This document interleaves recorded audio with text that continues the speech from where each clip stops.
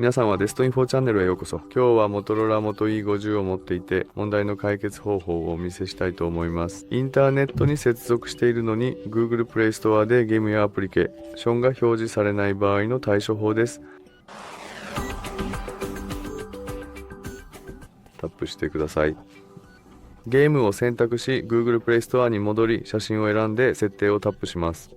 ファミリーとペアレンタルコントロールが必要です。今は PGTV で剣ゲームを表示しています。私たちは PGTV が夜変更するにはタップし接続ピンを入力します。そして PGTV から許可未勧告商標か設定済みごとか保存に変更できます。スイッチを切るとペアレンタルコントロールも切れます。以上で戻って何かを再度検索してみることができます。そして今すぐに表示されており簡単にインストールできます。ご視聴ありがとうございました。さようなら。